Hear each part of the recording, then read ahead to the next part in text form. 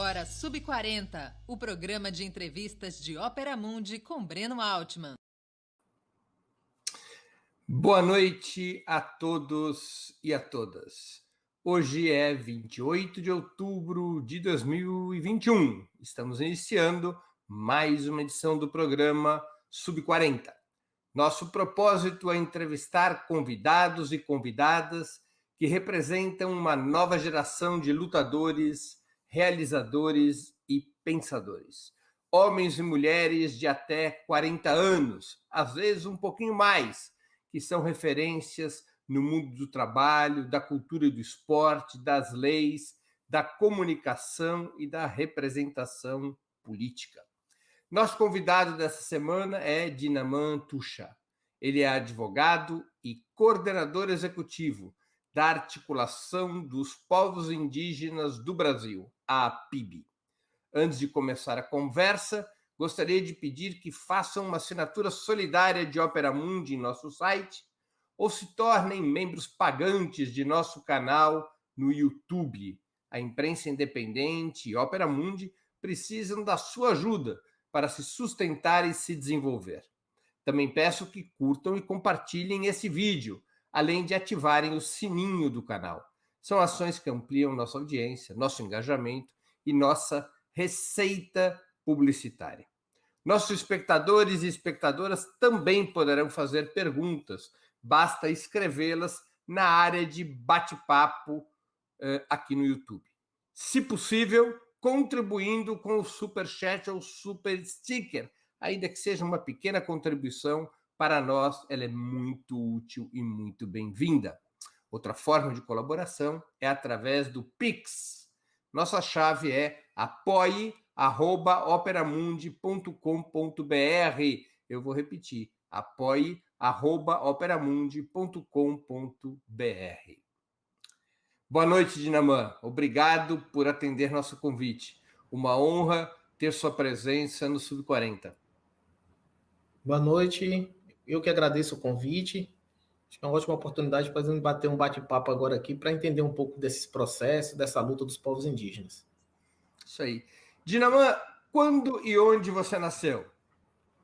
Eu nasci no município de Rodelas, na Bahia, no ano de 1986, em uma cidade chamada Velha Rodelas, né, que foi inundada por um grande empreendimento da usina de Itaparica, né, do Rio São Francisco. Então eu nasci na região, na minha aldeia era composta por ilhas, e infelizmente, devido ao empreendimento, nós viemos para o continente. O Tuxá, do seu nome, representa o povo indígena Tuxá, né?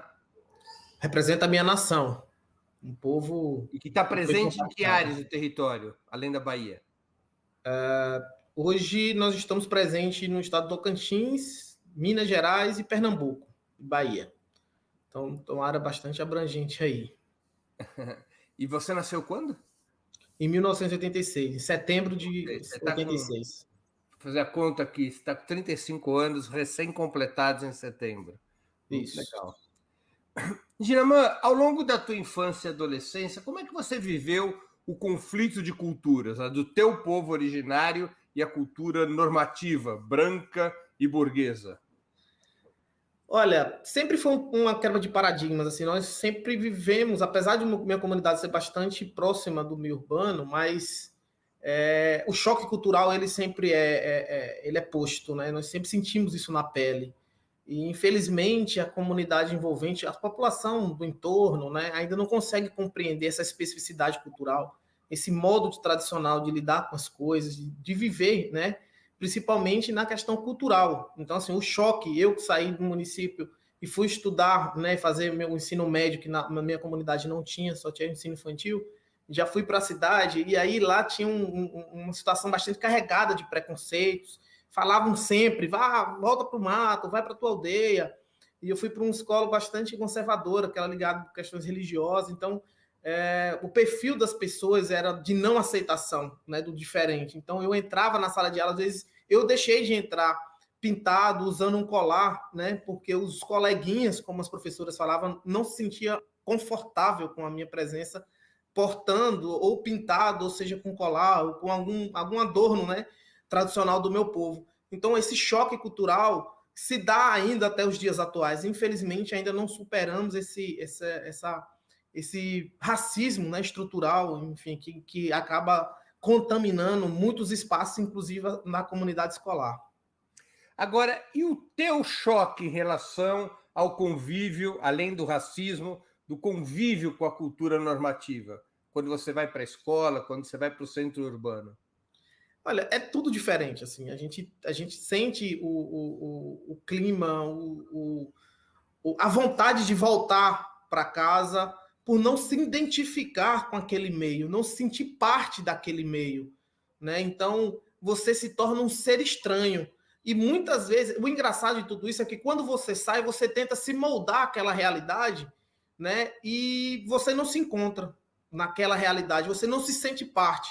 E muitas vezes, quando a gente retorna para a comunidade já não enxerga você também sendo meio que parte, porque você, de certa forma, você acaba sendo modificado pelo meio, porque você tenta se adequar, seja com vestimentas, seja com a própria postura do dia a dia, né? Porque você acaba tentando se enquadrar naquele quadrado, né, da sociedade não indígena, e, de certa forma, você acaba sendo envolvido com aquela situação que, muitas vezes, na ampla maioria das vezes, na verdade, você não é aceito. Nós não somos aceitos. Seja isso na escola, seja na universidade, seja na pós-graduação, né, a nossa presença incomoda. Né? E aí a comunidade, muitas vezes, também não consegue recepcionar, porque nós voltamos diferente, acaba aderindo, absorvendo, né, uma cultura que não é nossa. E aí onde há um choque, na verdade, para mim foi assim, para muitos jovens foram assim, né? E aí, por isso que hoje a taxa de mortalidade entre jovens indígenas é tão alta. É muito relacionada a esse choque cultural, né, de não aceitação por parte dos não indígenas, e muitas vezes, quando retorna, a própria comunidade também acaba identificando essa diferença, né? Porque você acaba sendo envolvido pelo meio que você vive na atualidade. Quando você fala de taxa de mortalidade entre jovens, você está falando de suicídio? Suicídio é o maior do mundo, entre os povos indígenas, principalmente aqui no Brasil. Eu conheci cidade dos Caiová, eu não sabia que era generalizado. Não, isso é generalizado. Isso está no Nordeste, isso está no Norte, isso está principalmente nas áreas das terras indígenas que ainda não foram demarcadas em especial. Então, há um alto índice de suicídio entre jovens indígenas, que está muito proveniente por falta de políticas públicas e perspectiva de vida dentro ou fora do território. Porque é uma violência, muitas pessoas não conseguem enxergar isso como violência, né? Mas quando você sai e você é taxado pelas suas vestimentas ou pelo seu modo de falar, muitas vezes com dificuldade de falar o próprio português, porque está pintado, porque usa um adorno que é diferente, tipo esse meninozinho aqui, essa criança, porque ele é caiapó, né? Ele possivelmente, quando sair da aldeia, vai sofrer com esse impacto, né? E aí, tudo isso, se não tiver um trabalho bem consolidado, um trabalho, inclusive o resquício dessa violência que eu sofri, tanto na escola quanto na academia, eu ainda sinto isso nos dias atuais, né? Em algumas situações, isso mexe muito comigo. Então, assim, eu acho que a sociedade brasileira precisa, né, fazer esse, principalmente a comunidade escolar e a sociedade como um todo, fazer esse trabalho de conscientização para atender, entender e respeitar essa especificidade que no Brasil é mais de 305 povos, né, 274 línguas, é a maior diversidade de povos do mundo está no Brasil. E mesmo assim a população brasileira não está preparada para ver essa diversidade. A tua aldeia em especial, os Tuxás lá na Bahia, tinha um alto grau de integração à sociedade Sim. urbana? Após a construção da hidrelétrica, sim. Acabou se envolvendo porque foi construída hidrelétrica Itaparica, no município de Itaparica, Petrolândia, Pernambuco. Por que a construção da hidrelétrica provocou essa integração dos Tuxá à sociedade industrial? Porque nós vivíamos um contexto de ilhas, né? Nós éramos donos de 32 ilhas, nós não morávamos num continente. E quando a hidrelétrica era demarcada, era demarcada. Terras demarcadas, inclusive, pela coroa portuguesa, que foi ratificado na ditadura militar, né? E aí veio o pessoal da SPI, veio e fez a nova delimitação do território, mas era demarcada. E 32 ilhas. 32 ilhas. E aí, com o empreendimento, as ilhas foram todas alagadas e nós tivemos que ir para a margem do rio e, consequentemente, foi construída uma vila né? Aquele modelo do capitalismo, que é Claro. construir aquele modelo de casas convencionais, e colocou todo mundo junto, numa 32 hectares, mais ou menos. Hoje se soma mais ou menos 50 hectares, uma área de 50 hectares para aproximadamente 3 mil indígenas. Então, assim, é um lugar muito pequeno, fica todo mundo aglomerado, sem área de produção. Quantos indígenas da sua aldeia? Não peguei o número. Aproximadamente uns 3 mil indígenas. 3 Hoje, né? mil, uns 50 hectares. 50 hectares. E a atividade econômica que é desenvolvida antes da usina e depois? Então, isso foi o principal impacto socioeconômico, né? Porque nós vivíamos basicamente da produção, né, de arroz, a gente já produzia arroz, feijão, enfim, alguns tipos de cultura, principalmente de fruta. O meu povo era muito focado na questão de fruta, né? Nossa alimentação era focada muito em fruta, e a base da nossa alimentação era a capivara, né? A capivara era, vamos dizer, nossa fonte de proteína, e o peixe, né? Com a construção da hidrelétrica, infelizmente, nós perdemos nossa área agricultável, nós perdemos nossa área de produção e principalmente nossa fonte de proteína, que é a capivara, porque com o enchimento do lago, todas as capivaras sumiram, não existe mais capivara. Agora que elas estão retornando 30 anos depois. Então, hoje nós estamos voltando. E aí, um fator importante que eu gostaria de relatar aqui é que os nossos problemas, vamos dizer, sociais aqui, em termos comunitário, era resolvido na pesca coletiva e na caça. Nós fomos o último povo do Nordeste a caçar e pescar de arco e flecha. Então, o último povo, em 1987, foi quando a gente pescou, né, e caçou a última vez de arco e flecha e batim, que é uma lança com a ponta bem forte. Batim é aquela a ponta de pedra, de aço, de metal ou de pedra? Isso, de pedra e de metal. Tá. Com o tempo, né, a gente tinha pedra e com o tempo foi se adaptando e colocava ferro. Nós temos o batim, que aí utilizava essa lança para matar capivara. Essa capivara, né? Porque ela tem o couro duro. Couro duro, né? E aí, naquele momento, que como era tudo coletivo, tinha os momentos de fazer também o debate, a discussão dos problemas internos. Então, o problema socioeconômico e sociocultural acabou se agravando com a hidrelétrica, que quebrou esse elo, né, cultural, esses espaços de discussão, e, consequentemente, a comunidade fica fragilizada em termos de resoluções dos problemas internos. E aí a comunidade foi sendo dividida, né? E aí grupos migraram para próximo de Brasília, no município de Botirama, outro grupo migrou para o município de Banzaê. Então, assim, a comunidade teve esse fracionamento do grupo, né, em diversos municípios, ocasionado pelo grande empreendimento, que na época eles queriam que nós fôssemos para a Ilha do Bananal, que é território tradicional Javaé-Carajá. Por isso que existe um grupo de Tuxalá que chegou a ser convencido e se deslocaram até a Ilha do Bananal, lá no Tocantins, compartilhando o território. Hoje eles já estão inseridos no meio dos Carajás e do Javaé, mas ali existe um grupo de Tuxá, por isso que nós migramos um grupo para lá. E o grupo de Minas Gerais... Oi? Perdão, não queria te interromper. Pode continuar. No grupo de Minas Gerais, é porque o meu povo sempre se deslocou, a gente utilizou o rio de todas as formas. E as canoas nossas, a gente ia buscar madeira no município lá de São Francisco, né, próximo ali, Pirapora, na verdade. A gente ia tirar madeira para fazer embarcação aqui. Então, nós saímos subindo o rio e descia com a história de madeira até o município de Rodelas, né, mais de quase 1.500 quilômetros pelo rio, né, para fazer as embarcações. Então, era um trabalho... Isso foi realizado até a década de 80, né? Meu avô foi uma das pessoas que foi os últimos a fazer embarcações trazendo madeira de Minas Gerais. Aí um grupo se instalou lá em Pirapora devido a esse trânsito que nós tínhamos com Minas Gerais, que era o nosso percurso, né? Não só a madeira, mas fazia também outras questões lá tradicionais, porque se fosse levar em consideração, o nosso território tradicional se estendia até o estado de Minas Gerais, né? Que é todo o percurso que nós utilizávamos ali para questões culturais. Os Tuxás têm seu próprio dialeto?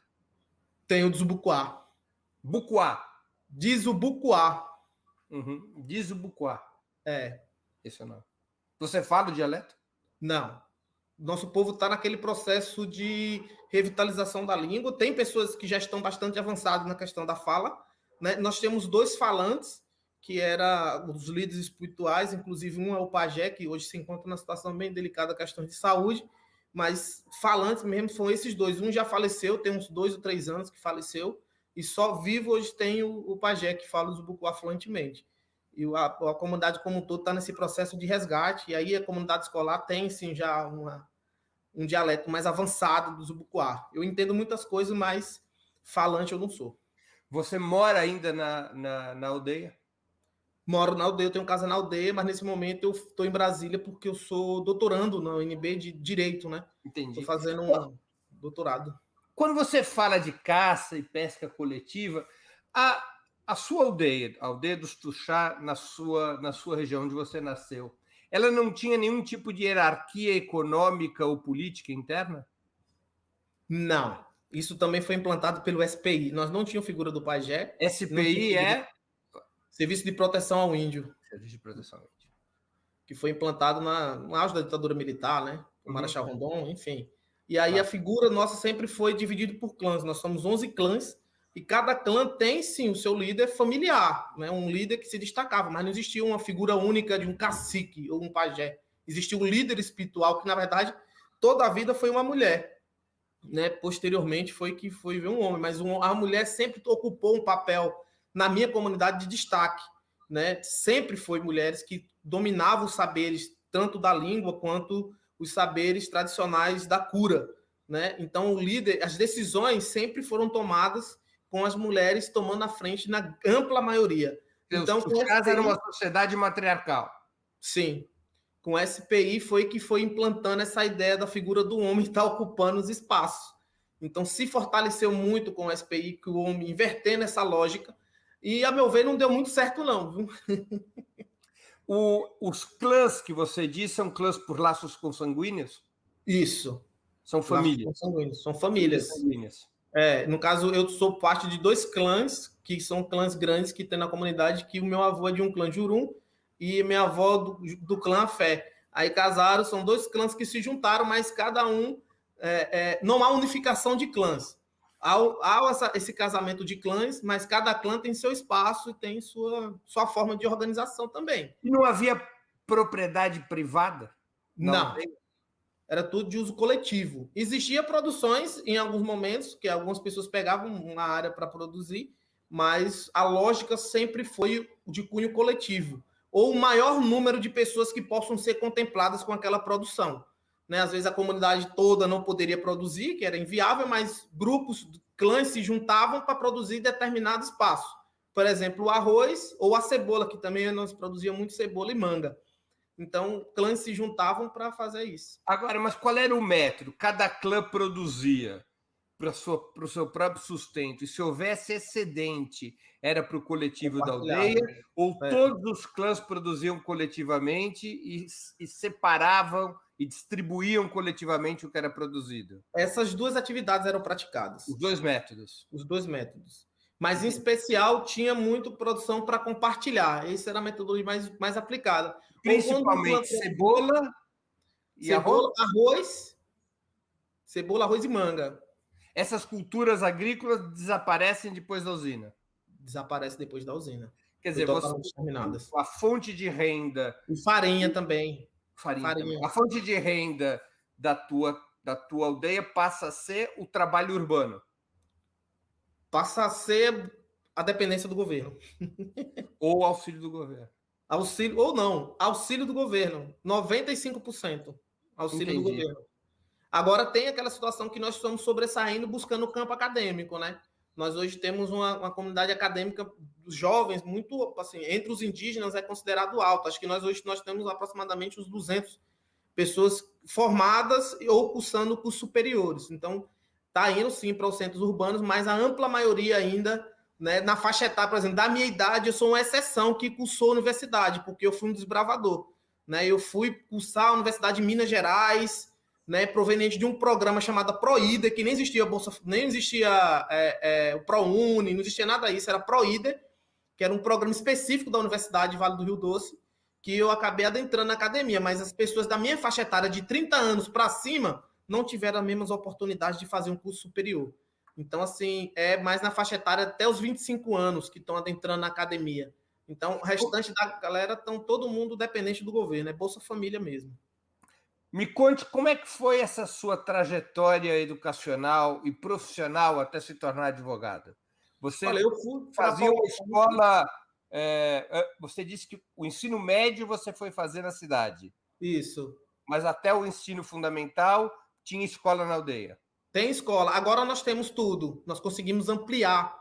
Né? Agora já sai da aldeia formado, já sai, se dizer, já com diploma na mão. Os professores da tua escola fundamental na aldeia eram professores brancos ou eram indígenas da sua própria aldeia? Indígena da minha aldeia, funcionários de FUNAI. Funcionários da O FUNAI. professor era funcionário de FUNAI. Era uma fonte de renda também para um pedaço da aldeia. E aí, agora, obrigatoriamente, todos os professores são indígenas. Mesmo do ensino médio, fundamental, todos. Obrigatoriamente tem que ser indígena. Bom, e aí você vai para a cidade para poder fazer o ensino médio. Isso. Fui morar com minha tia, que era funcionária da FUNAI, que ela é branca, mas é casada com meu tio, que é indígena. E aí eu fui morar com eles para fazer completar meu estudo. Em que cidade você foi morar?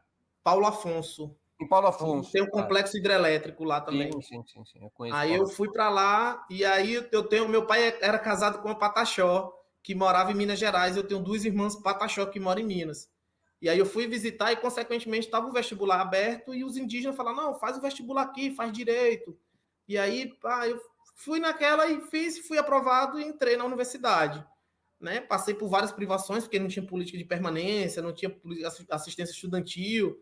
Então, eu morei 6 meses na FUNAI, no prédio da FUNAI, literalmente morando dentro da FUNAI, porque não tinha para onde ir. E aí houve várias comoções. A Igreja Católica alugou uma casa. Era eu e mais 11 indígenas morando numa casa com 2 quartos. E aí eu fui, né, formei, tirei meu AB no 8º período, já no finalzinho do 8º, indo para o 9º período. Tive que ingressar com ação para conseguir o AB, porque na época não era permitido, você tinha que concluir o curso. Né? E aí no 10º período eu já estava com o meu AB na mão e fui entrando naquela questão da militância. E aí foi o que me chamou mais a atenção. Você quis ser advogado porque já era militante? Porque já era militante. Eu já estava naquela fase de organizar o movimento de juventude indígena, que na época nem era mobilizado. Eu fui um dos percursores dessa discussão da juventude indígena dentro do campo da discussão política, principalmente porque eu tinha essa necessidade de política estudantil, né, da assistência estudantil, e eu não tinha, e eu via a necessidade da gente abrir essa discussão entre os jovens, porque nós queríamos ocupar as universidades, nós queríamos estar dentro dos espaços de discussão de poder, e aí me juntei na época com a UNE, atuei junto com a UNE, né, busquei, participei, inclusive fui conselheiro nacional de juventude, porque vinha pautando essa questão da juventude indígena, organizei a primeira e segunda Conferência Nacional de Juventude, né, e enfim, aí foi aí quando foi meu engajamento, eu tomei um reconhecimento a nível regional no Nordeste, né, quando ocupei a assessoria jurídica da articulação dos povos e organizações indígenas do Nordeste, Minas Gerais e Espírito Santo. E aí eu comecei a atuar em vários processos em termos de reintegração de posse, né, e nós estamos com 17 anos que nós organizamos o acampamento Terra Livre. Desses 17, tem 12 anos que eu estou na coordenação daquele acampamento que nós começamos ali com 200 indígenas, passamos para 800 indígenas, hoje nós somamos mais de 6 mil indígenas em Brasília no último acampamento. Então, de várias privações que eu tive na minha vida, de luta, de resistência, sempre focado nas questões indígenas. E, evidentemente, pensando no bem-estar de todos, porque a terra indígena hoje é o que faz ainda esse câmbio climático, esse controle. Né? Isso aí, essa foto aí mesmo foi uma incidência que nós fizemos na Califórnia, em São Francisco, né, contra ações contra as mudanças climáticas, na Semana do Clima, Semana Global do Clima, na Califórnia, e nós fizemos várias ações nesse sentido de sensibilizar a sociedade e olhar para os povos indígenas, né, de outra forma, entender que nós somos parte da solução do problema, que é a questão das mudanças climáticas. E o que nós reivindicamos não é nada mais do que o nosso direito. Essa aqui foi a reunião com o atual presidente Arthur Lira, né? E ele estava, nesse momento, nós estávamos debatendo sobre o PL da grilagem, né? Ele foi até um pouco grosseiro quando eu citei que era o PL da grilagem. Ele falou que PLs não tinham apelido. Eu falei, tem sim, que se é grilagem, ponto. E aí ele foi até discordial. Não, se for desse jeito, a gente não acompanha, não vamos discutir mais, não vamos debater mais, que era sobre o PL da 490 também, o PL, né, que é o PL da morte, o PL do genocídio, que traz vários retrocessos sobre a temática indígena, e o PL da grilagem, que é o 2633, que foi para o Senado agora, foi aprovado, infelizmente, no plenário da Câmara, foi para o Senado, mas tudo isso se dá né, num contexto de muita luta e resistência. Então, a gente passa por várias privações, isso é uma realidade, infelizmente, até os dias atuais. Eu fui um dos jovens que passou por vários sufocos para poder formar, para conseguir o diploma. Fiz mestrado na Universidade de Brasília em desenvolvimento sustentável. Hoje estou doutorando, mas tenho uma vasta atuação em processo, principalmente de reintegração de posse, aqui na região Nordeste, na Bahia, no Ceará, em Pernambuco. Atuei em processos de demarcações bastante necessários, como ocorreu no povo Pancararu, que precisou de um trabalho mais aguçado da nossa parte. Então, assim, hoje, o que eu visualizei quando eu tinha 15 anos que eu entrei na universidade, eu fui o advogado mais jovem do Norte-Nordeste. Eu tirei meu AB, eu tinha 20 anos, 21 anos no máximo. Então, eu cheguei a ser um dos advogados mais jovens, né? O mais jovem do Nordeste, na verdade. E aí, o que eu vislumbrei naquela época, pelo tudo que eu tinha sofrido, era buscar e garantir, implementar, assegurar o direito dos povos indígenas. Então, você começou a ter uma militância pela causa indígena antes da universidade ou na universidade? Iniciei antes da universidade. Assim, eu já acompanhava minha comunidade. Na verdade, eu estava no 500 anos no Brasil quando teve aquela bomba lá em Porto Seguro. Então, eu já era preparado. Meu avô sempre falava, meu pai falava, você está sendo preparado para a militância. Você vai ser uma liderança. Então, quando eu já estava se levantando dentro do meu povo, pedindo espaço, mesmo sendo adolescente, criança ali, eu já fazia parte de várias mobilizações. Em Recife, nós ocupamos a CHEF, a Companhia de São Francisco. Em Salvador, nós ocupamos a CHEF também.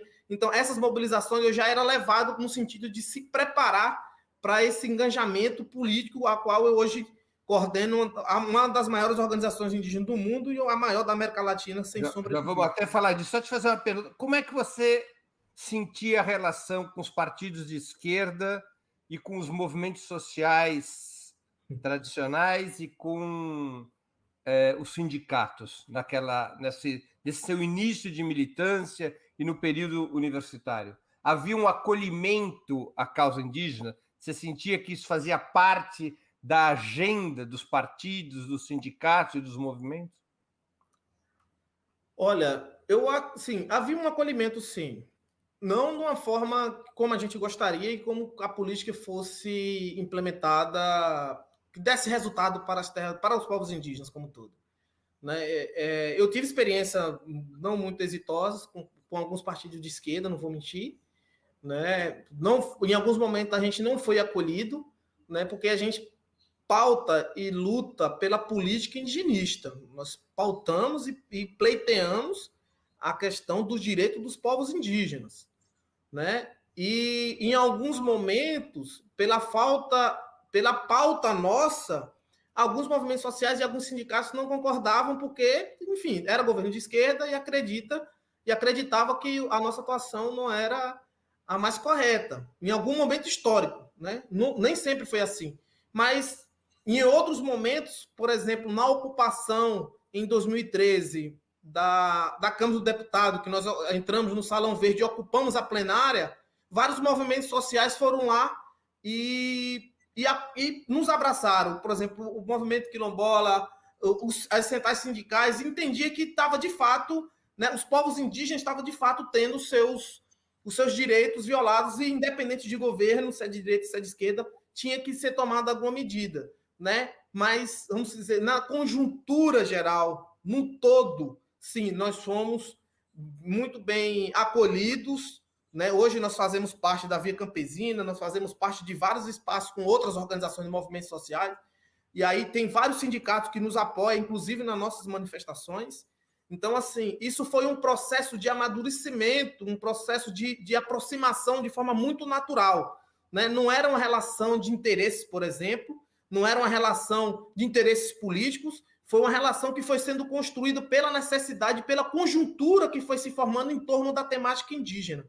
Então, hoje, nós estamos, sim, uma relação muito estreita, nós temos uma aproximação não só por questões políticas, mas uma relação mesmo de solidariedade dos outros movimentos sociais. E hoje os partidos de esquerda, sem sombra de dúvida, é o que ainda está fazendo esse enfrentamento conosco, né? para garantia de alguns direitos fundamentais, como acesso à saúde, como foi o caso da DPF 709, que garantiu a vacinação, a prioridade da vacinação dos povos indígenas, que garantiu a fiscalização e a criação de barreiras dentro das terras indígenas. Isso só foi possível porque houve uma coligação, uma união, nem coligação, uma união com os partidos de esquerda.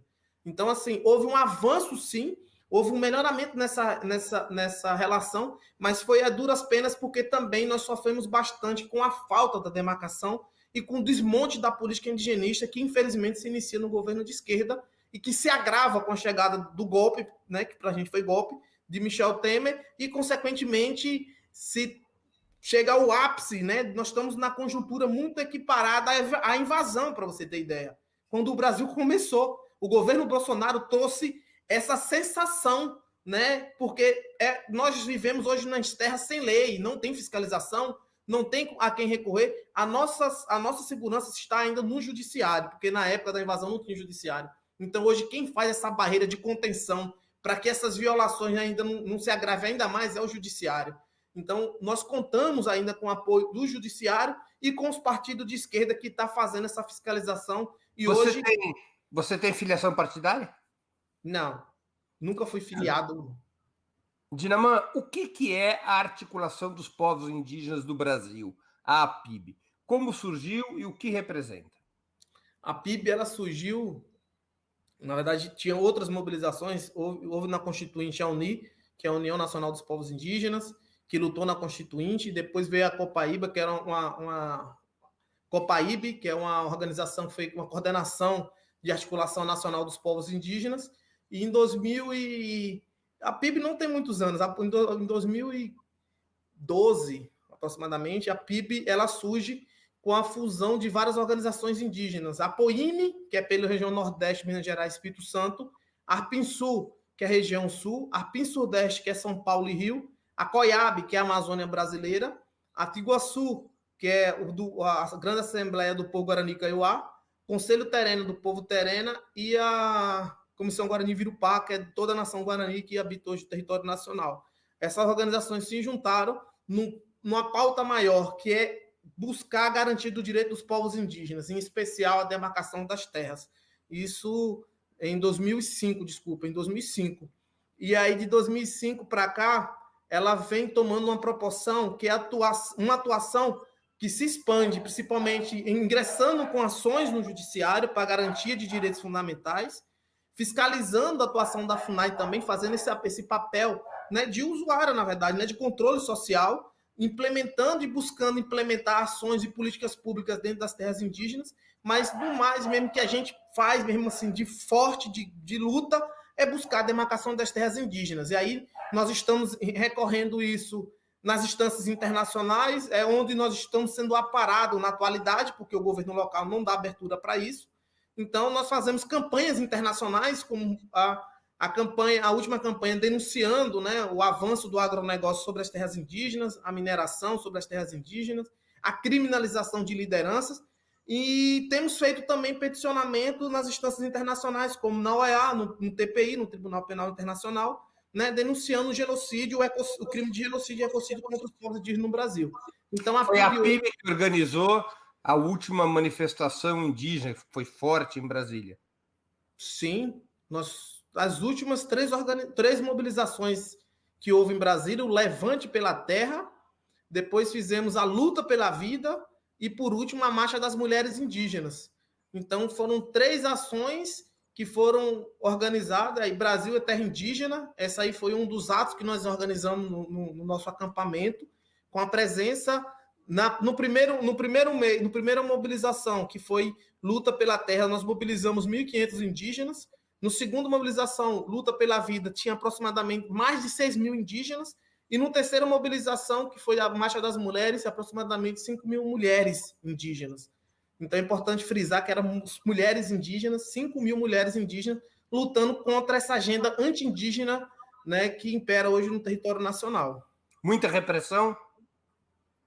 No primeiro mês, sim. No primeiro momento, houve uma repressão, um abuso do poder de polícia. Tivemos algumas situações bastante danosas, né, que foi confronto com a polícia militar mesmo. Foi mais de 2 horas de confronto com a polícia militar. Tivemos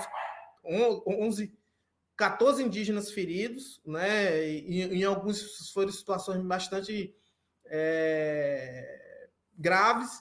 Então, foi uma operação de guerra que fizeram contra a gente, porque nós estávamos ali manifestando de forma pacífica e ordeira contra a tramitação do PL 490, que é o PL que tenta desmontar a política indigenista como um todo. Por que é tão importante e mobilizadora para vocês a luta contra o marco temporal? Que tipo de ameaça significaria sua eventual aprovação?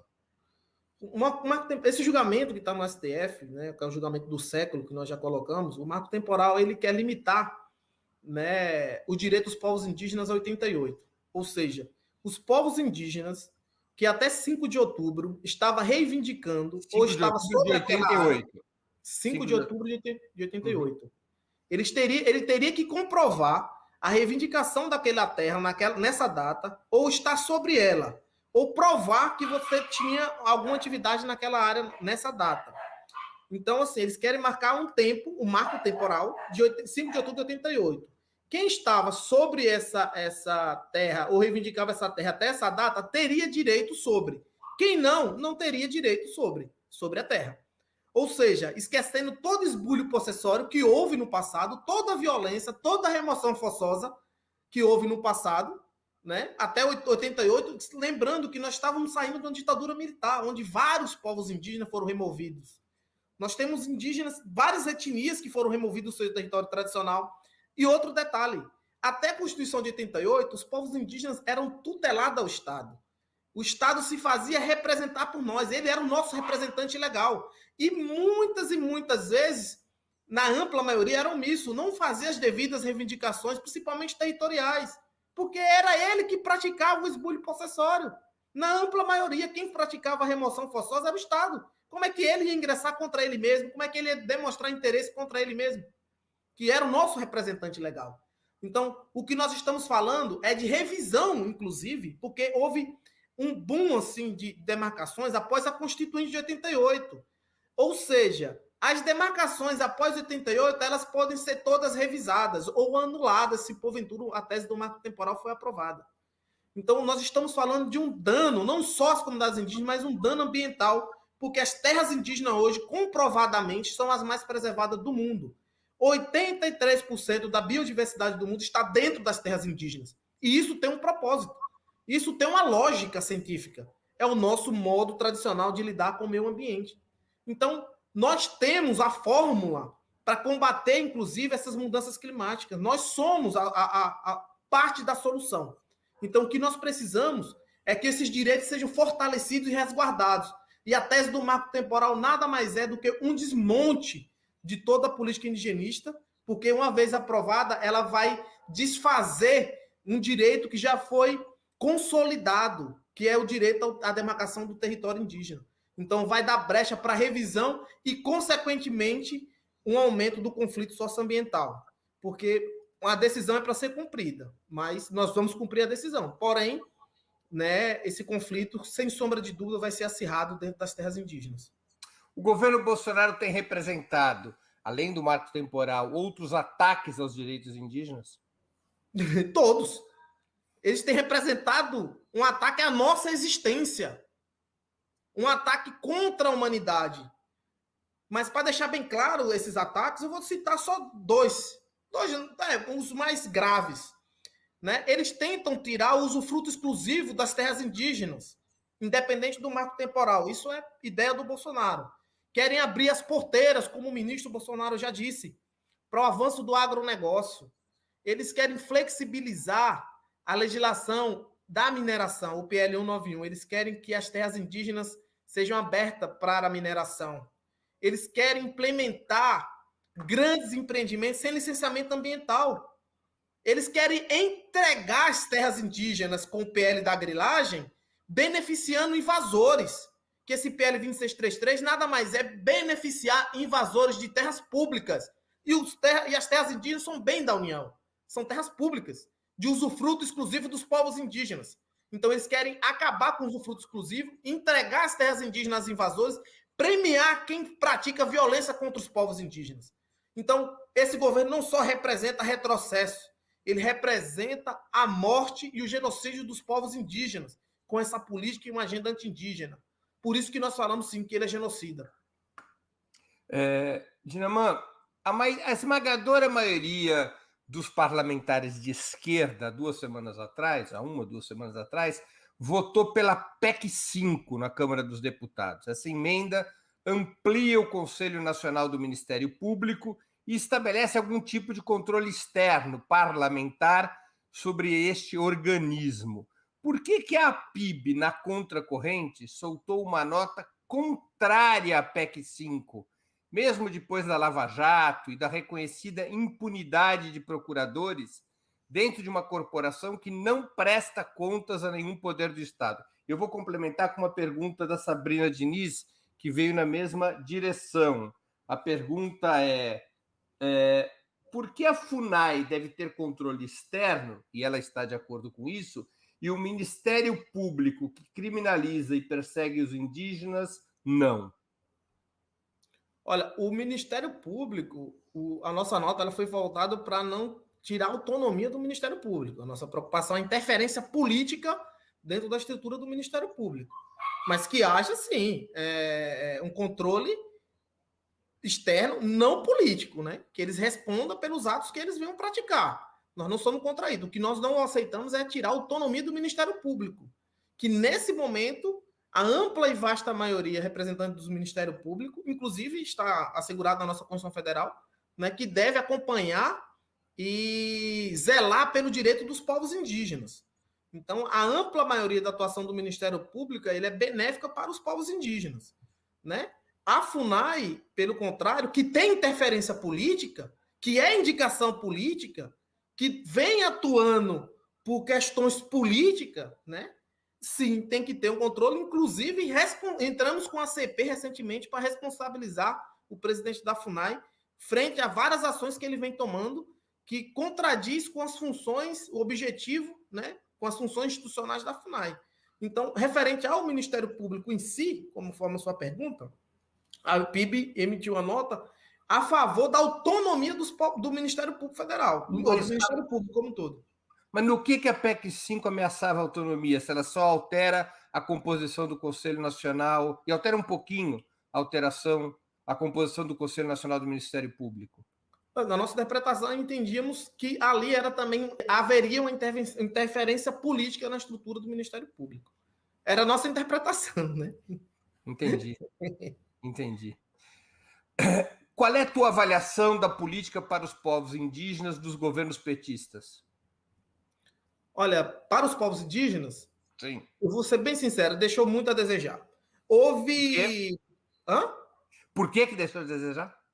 Porque é o seguinte, houve um espaço de discussão assim, institucional muito fortalecido. Foi criado conselhos, foi criado, no caso, a CNPI, que era a Comissão Nacional de Política Indigenista, mas houve uns retrocessos, por exemplo, com a reestruturação da FUNAI, tentou implantar uma política indigenista que não foi eficaz, e principalmente por não ter demarcado as terras indígenas.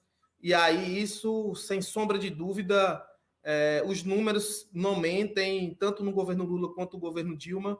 Lula ainda demarcou até um número razoável, mas Dilma, infelizmente, deixou muito a desejar. E aí o que nós falamos, que o governo do PT ele foi bom para a população como um todo. Né? Na nossa leitura, foi bom para o Brasil. Não foi ruim. Agora, passando para a especificidade, para a linha étnica de povos e comunidades tradicionais, para os povos indígenas, infelizmente, nós não vimos... Evidentemente, em comparação com a atualidade, foi maravilhoso, né? Mas falando especificamente da política implementada pelo PT, pelo governo de esquerda e o grupo econômico, nós tivemos vários retrocessos. Por exemplo, Belo Monte, que foi a iniciativa que não houve uma ampla discussão, não houve o respeito à Convenção 69 da OIT. Nós temos a transposição do Rio São Francisco. Nós temos outros grandes empreendimentos que impactaram e vem impactando as terras indígenas, que foi iniciado um programa do PAC 1 e PAC 2 que impactaram diretamente a vida de diversos povos indígenas. E sem falar que a nossa bandeira, nosso carro-chefe de luta, que é as demarcações das terras indígenas. Né? Inclusive, o decreto de desapropriação e demarcação do meu povo foi iniciado com o governo Lula. Lula editou o primeiro decreto Dilma reeditou o segundo decreto, porque ele caducou. E nós estamos paralisados até hoje, aguardando, né, o retorno do PT para dar continuidade a esse processo de demarcação do meu povo. Mas uma realidade do contexto geral, infelizmente, deixou a desejar na parte no que tange os direitos territoriais, de gestão territorial, né, e principalmente de implementação de grandes empreendimentos dentro das terras indígenas. Então, isso acho que retornando o poder, essa agenda econômica ela tem que ser mais debatida, essa agenda de desenvolvimento do país ela tem que ser mais debatida para que nós possamos conciliar desenvolvimento com desenvolvimento sustentável e respeitando principalmente o direito dos povos indígenas e comunidades tradicionais, que não é só os povos indígenas que acabam sofrendo com esses impactos. Você acha que há alguma comparação possível entre a questão indígena no Brasil e, por exemplo, na Bolívia, no Equador e no Peru? Está no escopo, nos objetivos da APIB, por exemplo, que o Brasil viesse a ser um Estado plurinacional? Nós já debatemos muito sobre isso, né? Inclusive o parlamento indígena, que está em evidência no momento, tem vários indígenas puxando essa ideia do parlamento indígena, um país plurinacional.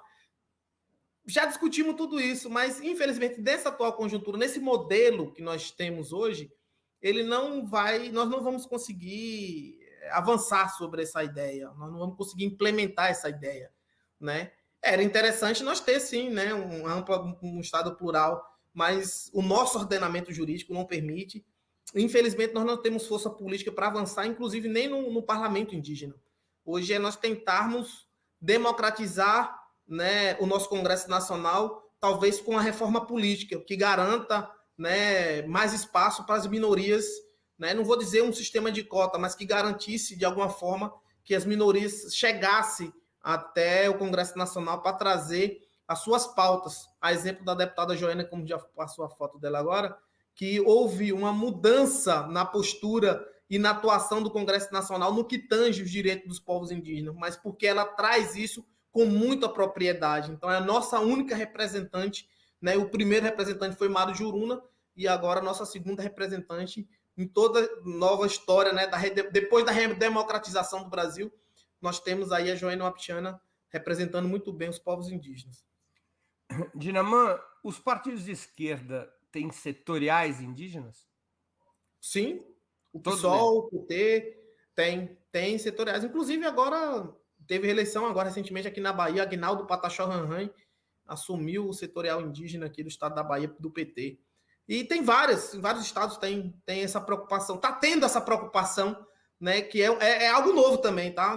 Isso nem sempre teve. É algo que os partidos estão sensibilizando e estão trazendo os indígenas para o debate, para compor essa luta, essa resistência. Dinaman, a clássica discussão de esquerda, a contraposição entre socialismo e capitalismo, a perspectiva socialista defendida pelos setores, digamos, majoritários da classe trabalhadora, diz algo à PIB e aos povos indígenas? Essa discussão sobre a superação do capitalismo como um caminho para o atendimento das reivindicações indígenas, por exemplo, diz algo à PIB e aos povos indígenas, ou a discussão de vocês não passa por esse caminho? Olha, é impossível não passar por esse caminho. É impossível. Nós estamos lidando com o capitalismo selvagem. A nossa luta hoje, o impacto, na ampla maioria, é ocasionado por fomento do capitalismo. É a produção de grandes commodities, é o consumo, né, desenfreado das comunidades, principalmente internacionais, que são os que mais fomentam essa atividade econômica aqui no Brasil. Então, quando você fala da mineração, é porque você está alimentando a cadeia do capitalismo. Quando você fala de grandes commodities, você está alimentando a cadeia do capitalismo. Então, quando nós fazemos nosso posicionamento, nós fazemos duras críticas ao capitalismo, a esse modelo de capitalismo, a esse modelo que está em curso. Talvez rediscutir isso para tentar respeitar os direitos socioambientais, os direitos dos povos indígenas, combater, principalmente ainda, que existe escravidão. Recentemente, ontem saiu uma matéria que foram liberadas mais de 100 pessoas em regime de escravidão, análogos à escravidão, Então, nós temos vários problemas relacionados ao capitalismo e o modelo, né, que a gente não fala é um modelo socialista, nós queremos um modelo indígena. Nós queremos um modelo que nós possamos acessar alguns instrumentos, né, do mundo moderno, mas que nós possamos viver nesse modelo que nós acreditamos, não, que nós já vivemos de forma milenar, né, que não é tão danoso ao meio ambiente, que respeita o outro. E aí a nossa relação com o meio ambiente, a nossa relação com os outros seres, né, e com as outras comunidades fora da nossa terra indígena é de extremo respeito e consideração. Não é porque você é indígena que nós vamos respeitar, que nós vamos buscar mecanismos para te derrubar. E aí esse mecanismo que é aplicado através do capitalismo, que é um derruba o outro, eu quero ter mais do que o outro, né? E independente do dano que eu vou ocasionar, isso é muito danoso para nós e para a sociedade como um todo. Por isso que a humanidade está doente. E é o capitalismo que encabeça essa doença da humanidade, que é o lucro acima de tudo e acima de todos. E isso os povos indígenas, sem sombra de dúvida, não compactua. Nós não vamos diz, então, que o movimento indígena é um movimento anticapitalista? Com certeza. Tá bem. Tem aqui uma pergunta da Cecília MB, que contribuiu com o Superchat. Queria agradecer a Cecília, é uma das nossas espectadoras mais assíduas. Ela pergunta: Dinaman, a sensibilidade para a causa indígena, sua história e cultura, deveriam ser feitas em quais principais frentes? A educação conta que história indígena? A educação conta a história indígena que o colonizador contou para esses educadores. A história tem que ser contada pelos indígenas, né? Eu vejo livros, essas gravuras. Hoje, dia do índio, você vê escolas pintando o rosto, faz uma cartolina, coloca uma pena, faz uma pena de papel, né? E essas histórias que é contadas pelos livros didáticos, principalmente, na ampla maioria, não condiz com a realidade, né? É violência em cima de violência. É violento nós, para um indígena, recentemente nos Estados Unidos, ou foi no Canadá, uma professora imitando o indígena, tem um vídeo que viralizou nas redes sociais, uma professora imitando o indígena, e tinha um indígena na sala. Ele saiu de lá extremamente ofendido, ele gravou e fez relatos sobre isso. Então a história ela precisa ser contada pelos povos indígenas. E a sensibilização ela se dá a partir do conhecimento, sim, da história real dos povos indígenas contada por nós. Nós temos vários materiais sendo publicados hoje por indígenas. A história é contada por nossa visão, por nosso posicionamento, como é o nosso entendimento sobre tudo isso. Então, os livros didáticos, principalmente das séries iniciais, eles são totalmente inadequados para as crianças não indígenas. Elas criam aquele misticismo que indígena tem que estar no mato, que indígenas obrigatoriamente tem que andar nu, obrigatoriamente tem que andar pintado, obrigatoriamente não pode ter acesso aos mecanismos de informação e tecnologia, né? Como eu estou hoje. No caso, eu deixaria de ser indígena por estar participando de uma live aqui com o Opera Mundi, porque eu estou num computador, entendeu? Esse material didático hoje ele é muito fraco, ele é muito ruim. Então, o que nós precisamos é haver uma quebra de paradigma desde a formação, né, primária e também dentro do campo universitário, né? Eu tive vários enfrentamentos na pós-graduação, eu cursando doutorado, eu estava batendo boca com o professor, por ele não entender essa lógica indígena. Então, assim, não só erra os professores das séries iniciais, nós estamos falando de professores que têm pós-doc, professores que estudaram fora do país, e eu estava lá fazendo esse enfrentamento, porque ele não me aceitava me ver pintado dentro da sala de pós-graduação. Eu teria que estar no molde do não indígena, portando terno. Ele se incomodava com minha roupa suja de urucum, porque eu tinha acabado de sair do acampamento Terra Livre. Eu saía do acampamento à noite para assistir a aula, e chegava todo sujo de barro e pintado. E isso incomodava professores dentro da instituição UNB. Pasme, nós estávamos isso em 2018, quando eu estava tendo aula presencial. Eu não estou falando de 20 anos atrás, não. E de uma instituição que é democrática, que é uma instituição que tem essa consolidação no discurso, né, da especificidade, da diversidade de povos, de língua, de crença e de tradições. Então, isso acontece dentro das universidades. Isso acontece no material didático que é muito mal elaborado. Que esse DNA, infelizmente, nosso, do racismo, ele está impregnado. E isso se dá muito pela falta de qualificação de conhecimento das pessoas que estão formando pessoas. Então, a minha estratégia hoje que eu parti para o campo do direito, para o campo acadêmico, agora é para formar pessoas, para mudar essa visão. Então, a estratégia é mudar agora, né?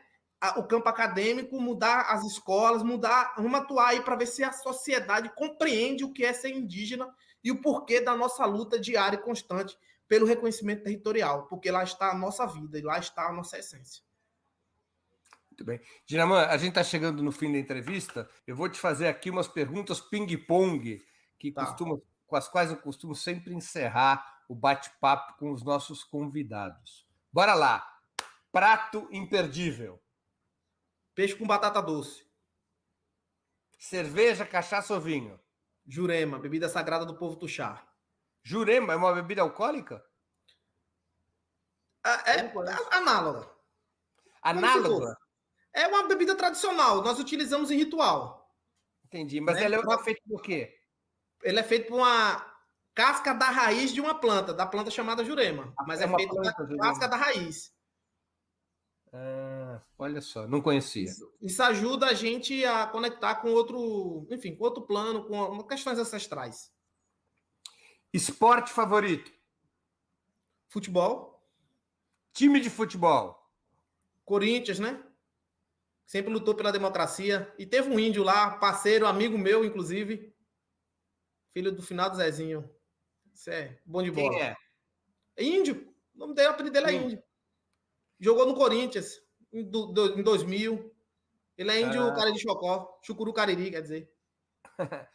Passatempo. Olha, o meu passatempo, ele tá relacionado... Eu até passei uma resposta, né? Mas, ultimamente, meu passatempo é fazer militância, né? E aí é o que eu mais gosto de fazer. Livro inesquecível. A Hora da Estrela, Clarice Lispector. Clarice Lispector. É. Música preferida. Cafuna Funiô. Me traz uma paz. É ritual, é uma música ritualística que foi gravada e aí tem vários cantos. Você sabe cantarolar essa música? Sei.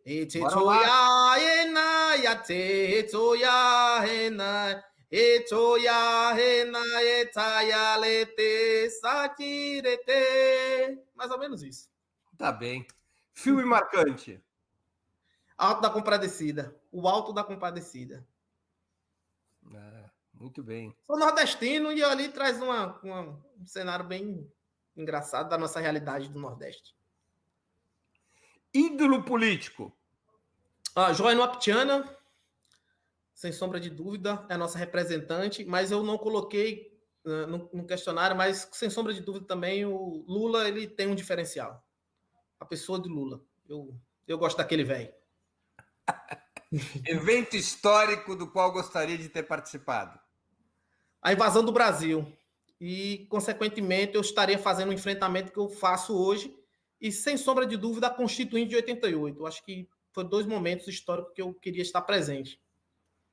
Dinaman, muito obrigado pelo teu tempo e por ter participado do Sub-40. Eu tenho certeza que os nossos internautas aproveitaram muito essa hora de conversa, aproveitaram e aprenderam muito. Eu, pelo menos, aprendi um bocado. Eu que agradeço, Breno. Acho que é só outra oportunidade você abrir esse espaço para a gente poder esclarecer pontos, né, do nosso dia a dia, da nossa convivência, que é muito raro, tá? Eu dou várias entrevistas. Hoje mesmo já dei 3 entrevistas e nenhuma delas abre para a gente poder falar um pouco da nossa vida, nossa vivência, do que a gente pensa, assim, uma conversa franca e aberta. Eu acho que é isso também que acaba envolvendo as pessoas e em nós também, para poder explanar a nossa ideia para além do movimento indígena, né? Da nossa vida, pessoal. Às vezes, alguns pontos, porque as pessoas não sabem do que eu gosto de comer, nem do futebol, do meu esporte, né? E do livro, né? Foi um espanto até para você. Quando eu falei Hora da Estrela, você parou para pensar, eu falei, cara, esse Lispector, aí você... Né? É até difícil, mas é isso. E tem outro livro que eu gosto, né?